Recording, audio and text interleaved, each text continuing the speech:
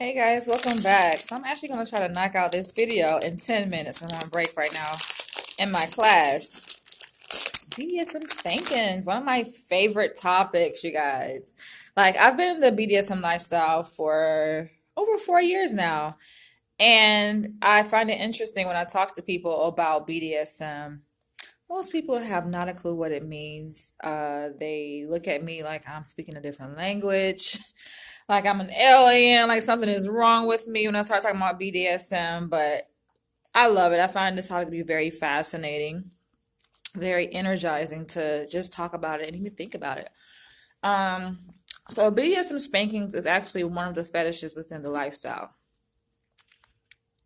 There are many different things that attract people to this lifestyle of BDSM. For some people, it's a lifestyle. For some people, it's a fetish. But I speak of BDSM in terms of a lifestyle, alternative lifestyle, because there's so many different aspects of the community, of the BDSM community. And BDSM spankings is just one of the fetishes. Like, you have people that really, really like BDSM spankings, like spankings. You're not talking about just a little vanilla spanking that you see in most regular relationships where the guy just, taps a girl on the butt. No, I'm talking about a spanking, a real full blown spanking. And a lot of it really is not just a spanking, some of it is more like a beating, you know? And I want to talk about in this video for a few minutes, like what attracts people to the BDSM spankings. Why do people like BDSM? And then this is the thing. It's not just women who like to be spanked. You can have men too that like to be spanked or like to take the submissive role or consider themselves to be masochists. You have sadists and you have masochists. Masochists are people who get turned on by physical pain. They receive pleasure from pain. I know that sounds kind of weird, and maybe 10 minutes is not enough to really cover this topic in full detail, but I'm just going to touch on the surface, to explain what is it about pain that excites people. Now, if you were to ask a psychoanalyst, why do people like to get spanked? Why do adults like to get spanked? They will 90% of the time try to link it back to that person's childhood, to say that that person experienced abuse as a child, that they were physically abused as a child. So that's the reason why they feel a need, they have a desire for that same type of physical connection, that same type of physical interaction with another adult, as an adult, because that's just what they've been accustomed to. They have been predisposed, they have been pre-wired to like that kind of pain, like that kind of stimulation. That's pretty much what it really is.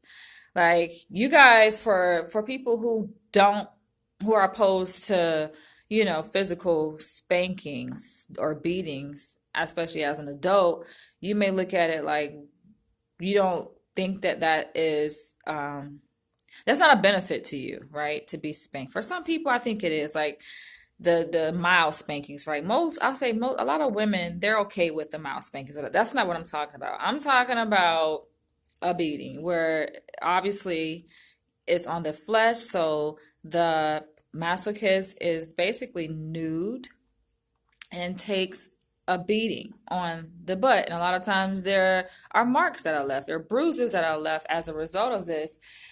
But for the masochist, they like it because I think, like I was beginning to say, that a lot of psychoanalysts will try to link that desire, that inclination to seek out those kind of painful experiences. They will link it back to a person's childhood because that what a person has been accustomed to, and that's just the way their brain has been wired. They associate pain with love because they were abused as children.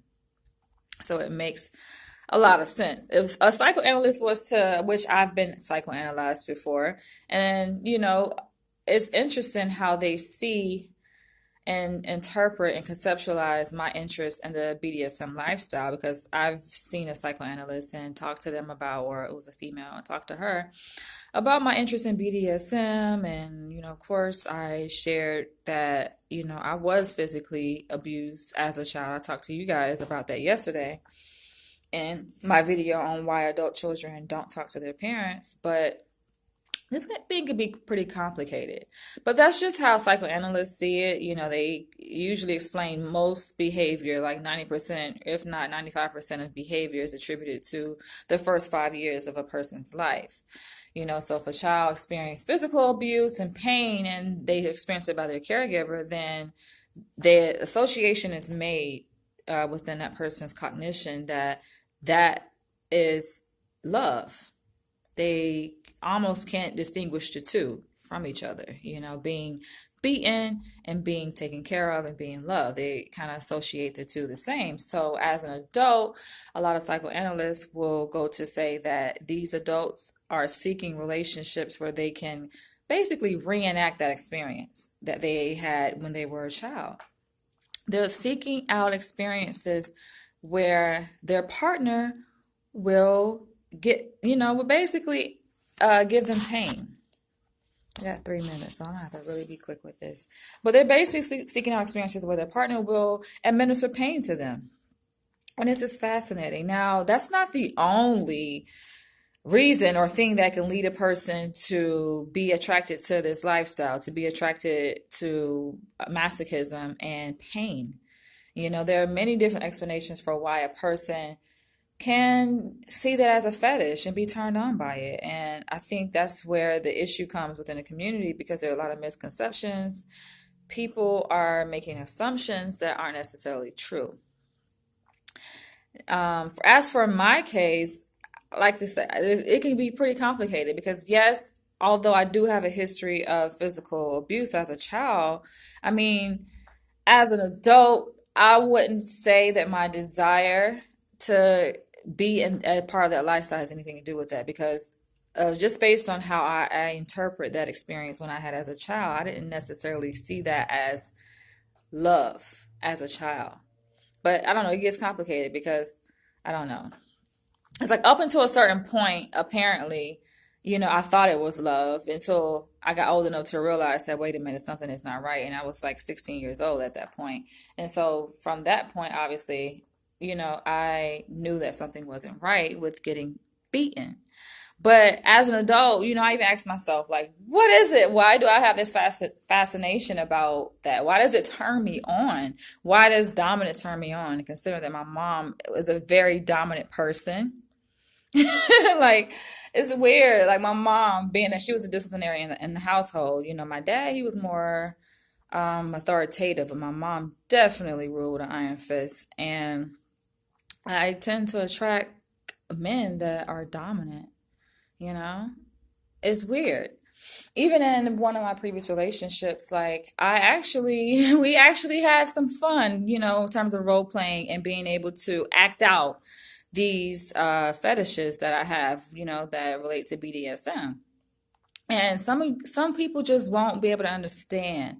Like, if you guys can just remove the whole predisposition about child abuse, take that out of the picture and just think about the fetish and what's transpiring when a person is receiving physical punishment by another individual, and what happens in the body, what happens in the mind. Like, there is a process that happens in the brain that actually, when a person experiences pain, like, we have built-in mechanisms, we have built-in neurotransmitters that release within our brain and throughout our body that help soothe the pain, that make us feel good. So I think that has something to do with it, like the dopamine, the serotonin that is released when you feel pain. It counteracts that feeling so that you can get through it. It's a way of coping, I think. But it's just amazing. It's like the emotional highs. Masochists are willing to experience pain because they know after that comes pleasure. When the pain disseminates, then you feel a release and you feel pleased, and it's stimulating. It's something about that. And not only the physiological aspect is stimulating and is exciting and attractive to masochists, But the psychological aspect of being under one's submission, I think, is the biggest turn on, and knowing that you have some given up your power to another individual who has this authority over you, not just psychologically, but physically. It's amazing, you guys. Like, I have this, unfortunately, in this video, but I can talk to you guys about this for hours because this is one of my specialty areas. I actually, in the beginning of my program, kind of had a little hiccup with my advisor because they came across my website and she was like, wait a minute, what is this? And of course, you guys go to my website at danielleleach.com. It's my first and last name.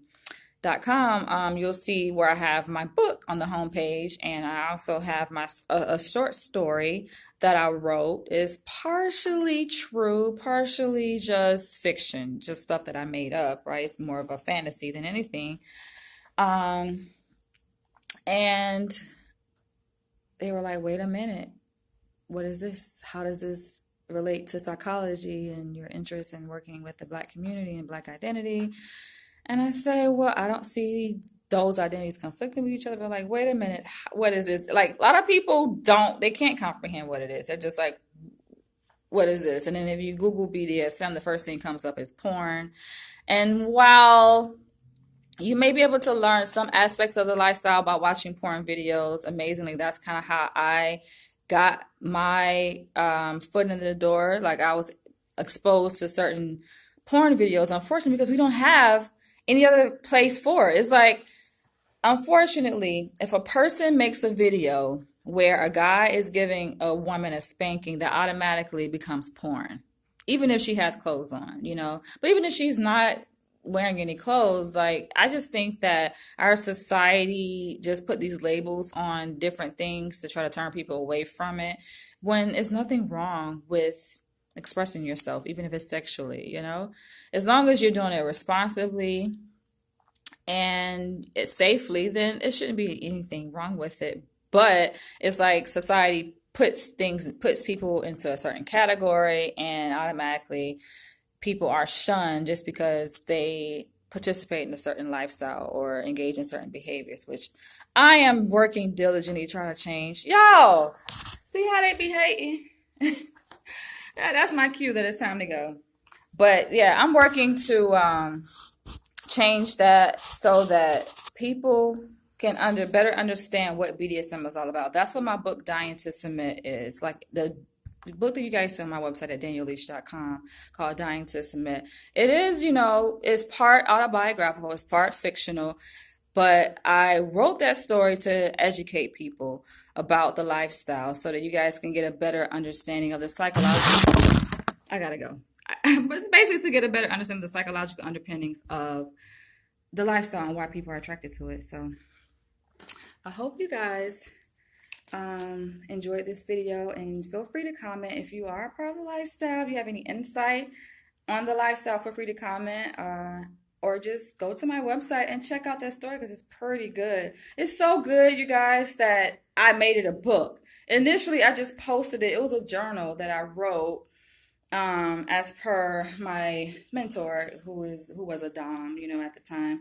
And I wrote it, just as part of one of the assignments that he gave me. But surprisingly, you guys loved it so much, because of the demand, I may end up making a book, and hopefully you guys will be inspired by. Obviously, some of you guys are already inspired by it. You're like, whoa, it's just so real that a lot of you guys think that it's actually 100% true, but it's not. Some people are just so shocked, and it's amazing because people who aren't even in the lifestyle want to know more. They're like, wait a minute, who is this woman in this story? Like, is it you? Like, what does she do for a living?